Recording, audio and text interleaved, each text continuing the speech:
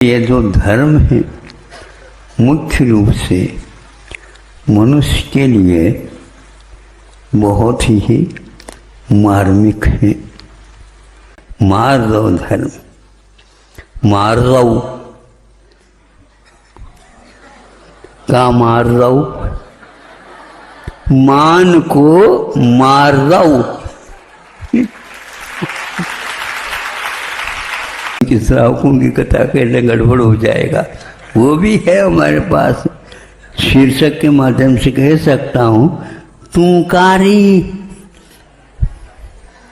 आराधना कथा कोश पढ़ता था गुरु जी के कहने से। इसमें कथा कथा ही है, आराधना कथा कोश उसका नाम है।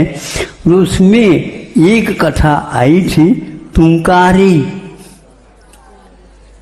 केवल अपने पत्नी को एक बार उसने तुम न कह करके, आप न कह करके, तुम कहाँ गई थी, बस वो वैसे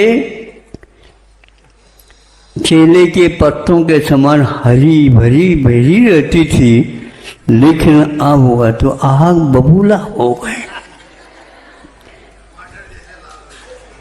अरे सुनो, आग बबूला होने का अर्थ पूरा का पूरा काला समाप्त हो गया और लाल लाल आ गए, आंखें लाल हो गए, दांत कटकटाने लगे।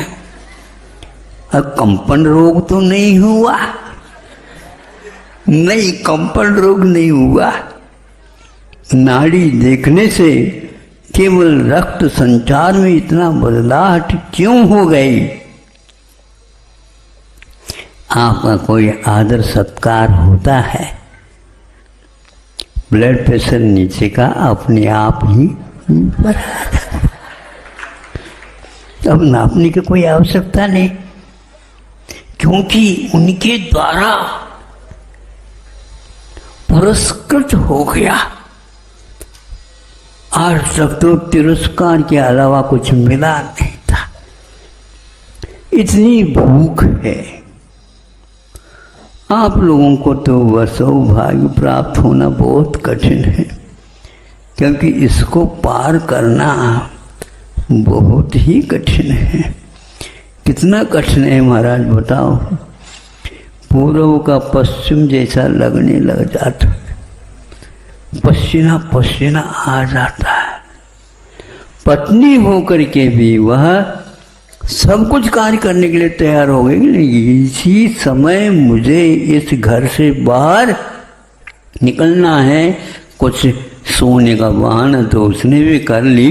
फिर इसके उपरांत धीरे से रात के 12 बजे अपने आप को संभालने के विषय से वो चली गई। उस समय दास की कथा जैसे होती थी, उसको बाजार में रखा गया और वह बिक गई। किसके अंतर में चले गए पता नहीं। और वो व्यक्ति क्या करता तो क्या बताएं।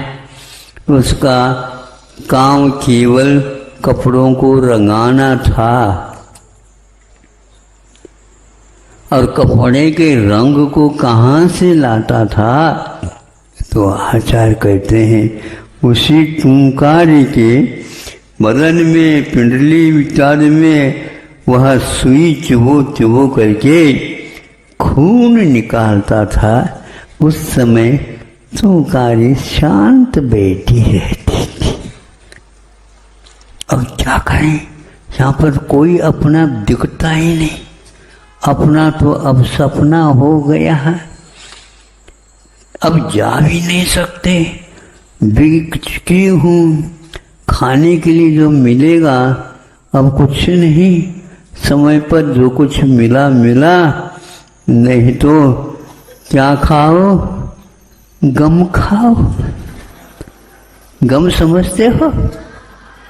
हाँ,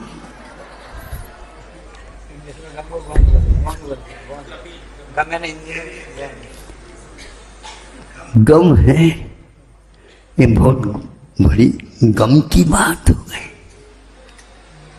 इस गम को एक घूंट के रूप में पीना पड़ता है।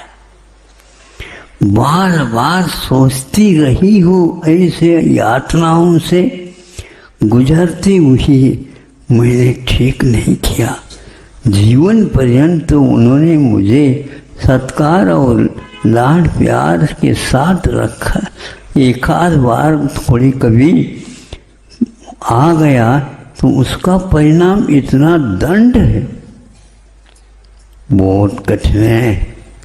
ये वही कैकेयी है जो दशरथ राजा को बचाने वाली, युद्ध में अपनी उंगली को भी धुरा का धुरी के स्थान पर रख करके उनको सहायता पहुंची थी। और आज उसकी दशा क्या हो गई, बिल्कुल मूर्छा आ गई और बेहोश हो गए। ये क्या है, क्षत्रिय होकर के बात सुनते ही बेहोश हो सकता है, ऐसा उन्होंने शब्द बोले। अभी मैं बोलना नहीं चाहता क्योंकि आप लोगों को धीरे धीरे अभी 8 दिन तक ले जाना है।